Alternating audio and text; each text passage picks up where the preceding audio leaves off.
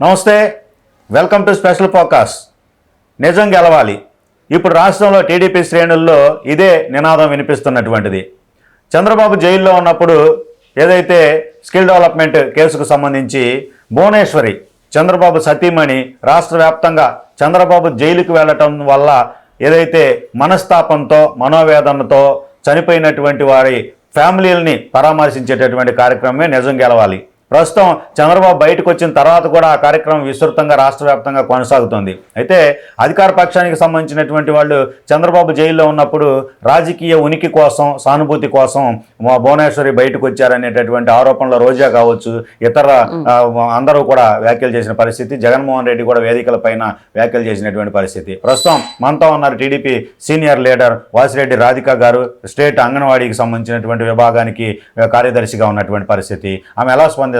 ప్రస్తుతం చంద్రబాబు బయటకు వచ్చిన తర్వాత కూడా నిజం గెలవాలనేటటువంటి కార్యక్రమం భువనేశ్వరి గారు కొనసాగించడానికి సంబంధించి ఆమెకు వచ్చేటటువంటి స్పందన ఎలా ఉంది, ఆమె యొక్క అభిప్రాయం ఏంటి, అసలు ఈ నిజం గెలవాలనేటటువంటి కార్యక్రమం పైన తెలుసుకుందాం. మేడం చెప్పండి. ప్రస్తుతం ఆమె భువనేశ్వరి గారు భర్త బయటికి రాగానే నిజం గెలవాలి అనేటటువంటి పరామర్శ కార్యక్రమం ఆపేస్తారు అని చెప్పి చాలామంది అనుకున్నారు, కానీ కొనసాగిస్తున్నారు. మీరేమంటారు?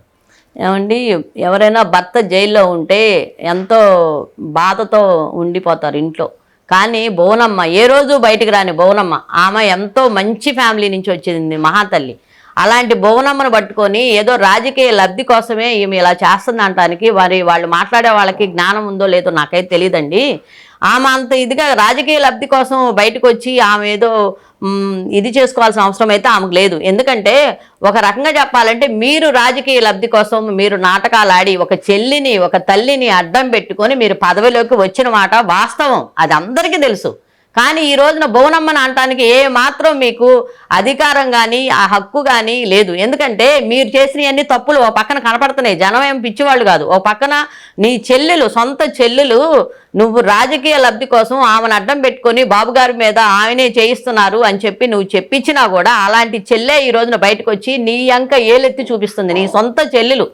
అలాంటి చెల్లెల్ని వదిలేసి పక్కన ఆడవాళ్ళ గురించి నువ్వెందుకు విమర్శిస్తావు? నీ తల్లి ఏంటి, నీ చెల్లె ఏంటి, వాళ్ళు ఏ విధంగా చేశావు, నీ బాబాయ్ సంగతి ఏంటి అందరికీ తెలుసు. కానీ భువనమ్మని అనటానికి ఎంతవరకు కరెక్టు? భర్త బాధలో ఉన్న ఆమె అందరిళ్ళకి వెళ్ళి మీలాగా మాట్లాడి మాకు ఓటేయండి, మమ్మల్ని గెలిపించండి అని అనట్లా. కష్టంలో ఉండి గుండె ఆగిపోయి చనిపోయిన వాళ్ళ ఇళ్ళకెళ్ళి ఆమె ఏం చేస్తున్నారు? వాళ్ళని పరామర్శించి వాళ్ళకి ఒక ఆమె చేతిలో ఉన్న ఇది ఒక చెక్కుని ఇచ్చి వస్తున్నారు ఆమె. అంతేగాని మీలాగా రాజకీయ లబ్ధి కోసం మాకు ఓటేయండి, మీరు అది చేయండి, ఇది చేయండి అని నోరు విప్పి కూడా మాట్లాడట్లా ఆమె.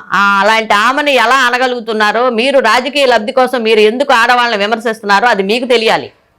మేడం, ప్రస్తుతం ఏదైతే రాష్ట్రంలో జరుగుతున్నటువంటి, రాష్ట్ర వ్యాప్తంగా జరుగుతున్నటువంటి నిజం గెలవాలి కార్యక్రమానికి సంబంధించి చూస్తే స్పందన ఎలా ఉంది ప్రజల్లో? అసలు ఏమనుకుంటున్నారు ప్రజలు? ఏమండి, ఇప్పుడు చాలా మంది స్పందన ఎలా ఉందంటే పల్లెటూర్లు అండి, ఒక టౌన్లోనే కాదండి, పల్లెటూర్లు జనం కదిలి రావటం జరుగుతుంది.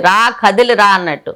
ఎందుకంటే ప్రతి వాళ్ళు కష్టంలో ఉన్నారు. ఈ ప్రభుత్వం వచ్చిన దగ్గర నుంచి ఒక చిన్న పేద ఫ్యామిలీ నుంచి ఒక కోటీశ్వరుడు వరకు అందరూ కష్టాల్లోకి వెళ్ళారు. ఎందుకంటే ఉన్న వాళ్ళకి బాధలు ఉండవు, లేని వాళ్ళకి బాధలు ఉంటాయని అనుకుంటాం. కానీ వాళ్ళకు కూడా వ్యాపారాలన్నీ ఆగిపోయి వాళ్ళు ఇబ్బందుల్లోకి వెళ్ళిపోయారు, వీళ్ళు ఇబ్బందుల్లోకి వెళ్ళారు. ఎవ్వరూ మనశ్శాంతితో అయితే బతకట్లేదండి, దానిలో డౌట్ లేదు. అందుకని ఇప్పుడు ఈ మహానుభావుడు ఎప్పుడు దిగిపోతాడు, ఈ 2 నెలలు ఎప్పుడు అయిపోతాయి, మన బాబు గారు ఎలా ఎప్పుడు వస్తారు, ఆయన వస్తే మన పిల్లల భవిష్యత్తులు బాగుంటాయని ఒక నమ్మకం అనేది ప్రజల్లో కలిగిందండి. అది మాత్రం వాస్తవం. పక్కాగా ఈసారి బాబు గారి ప్రభుత్వం రావటం ఖాయమండి.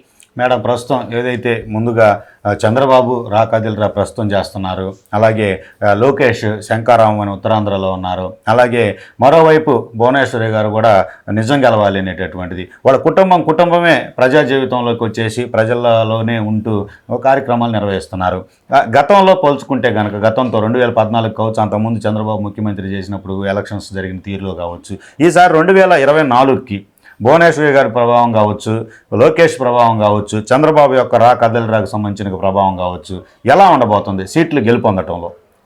సీట్లు పక్కాగా తెలుగుదేశమే వస్తుందండి. ఎందుకంటే ఒక బాబు గారు కానీ, ఒక లోకేష్ బాబు గారు కానీ, ఒక బోనమ్మ కానీ బయటకు వచ్చారంటే వాళ్ళకేదో జరక్క రాలేదండి.